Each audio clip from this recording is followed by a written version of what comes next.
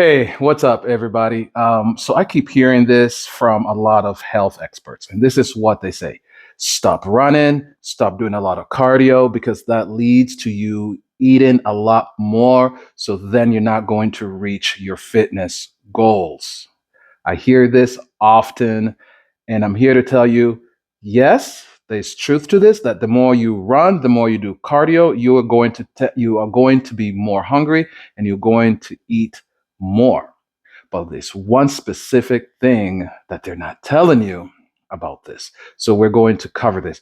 Hey, everybody. My name is Coach Kimani. I am an everyday runner, and I also coach cross country and track here in the Arizona area. And so, yes, if you enjoy my videos, please push subscribe, hit a like, and you can always leave a comment, ask questions, and I can come on here and answer all those questions for you. So, yes, they are true about running and eating more.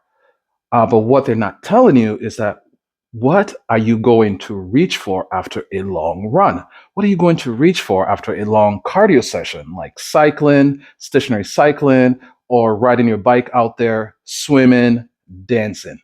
Oof, you are going to be hungry for sure, but you're probably not going to reach for the same foods that other people will reach for, like comfort foods. Like if you come home at night on a long day, long week of work, you're not moving, you don't have any movement in your life, you're probably going to reach for some comfort foods. You're going to not make the right choices when it comes to drinking, either too much soda, too much alcohol, wine, and all that. But that another person that in the afternoon goes out for a long run, a long cardio session, they will be more hungry and they're probably going to eat more calories than the person that has no movement. But it's what are they going to eat, especially when they are consistent. This is something we're going to talk about here: consistency. If you are an everyday cardio king, queen, and you're consistent, you do it on a daily basis, guess what? You are eating more, but it's what you're eating that they're not talking about. So, for example, yesterday I had a nice, beautiful 8 mile run. After work, I felt great, but I was definitely hungry. I came home, took a shower, and it's what I reached for that made the whole difference. Now, I ate a nice dinner. I lost about well over 1,000 calories with my run. So I reached dinner, and that dinner was probably another 1,000 calories or more, right? So I regained all those calories. But when you're running and you're training for a race and all those things, you're not worried about calories. You're worried about nutrition and the right nutrition, because I'm not going to drink the wrong things, because I know I'm going to get up in the morning and I have another workout today. And then after my workout today, which is going to be intervals, about lunchtime, I'm going to eat really good, right? I might reach for fish, a salmon. I might reach for chicken, rice, some greens, and it's going to feel good. I'm probably going to eat another well over 1,000 calories, knowing that I'm feeding my body the right nutrients and the right fuel for my long run the next day, for tomorrow. That is why consistency is important. This is something that they're not telling you. When they're not telling you is that the type of food you're probably going to reach for. And here's another thing: how your body changes as you eat for movement and after movement. Your body changes.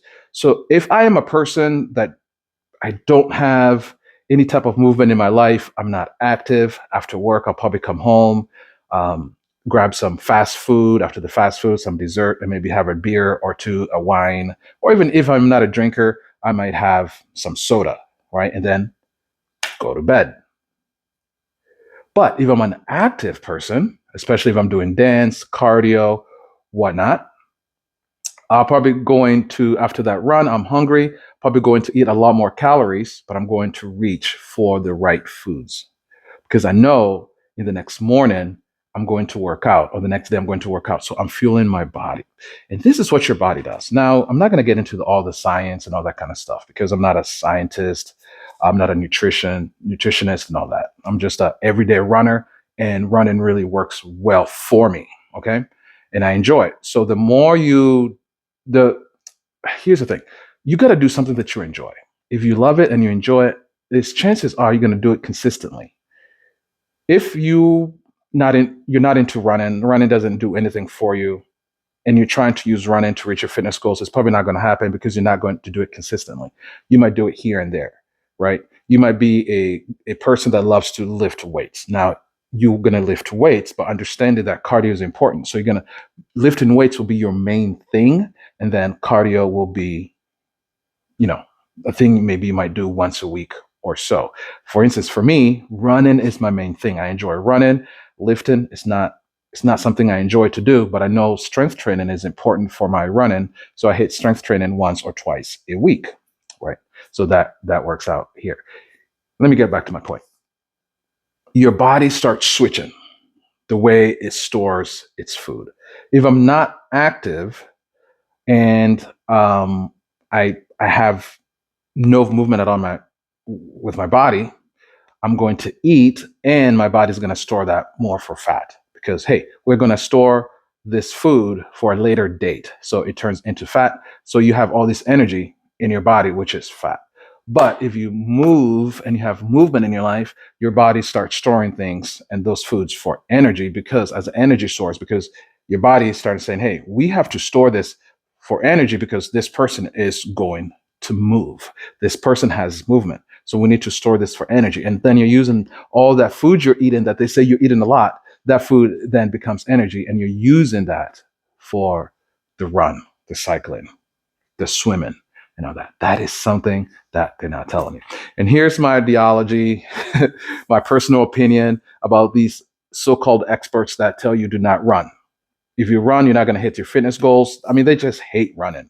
And I think these people grew up, they probably grew up not liking running at all. They probably got punished. Anytime they got in trouble, grounded, punished at school, they were late for practice, football practice, whatever, the coaches made them run a few laps. They're like, I hate running, so running doesn't do it for me, right? You got to be careful. I think it's unfair for me to say, well, lifting weights doesn't do this for you. Lifting weights doesn't do that for you. So you should just run. That's stupidity. I'm here to tell you, do what excites you, do what you love, do what you have a passion in, and that will lead you to your fitness goals. So you're here and you feel bad because you're like, oh my God, if I do cardio, if I focus on cardio, I'm not going to hit my fitness goals. That's not true. You are going to hit your fitness goals. And always have that good balance. Like I'm a runner. If I'm training, I make sure I'm hitting my strength goals once or twice a week. Now, I'm not going to strength train every day, but I'm going to strength train once or twice a week. And maybe if it's off season or something, I might strength train each and every single day because I when I see weights on the floor, I'm like, whatever. But I'm pretty strong. Anyways, all right. Thank you so much for tuning in. Thank you so much for watching. God bless you. Love you guys.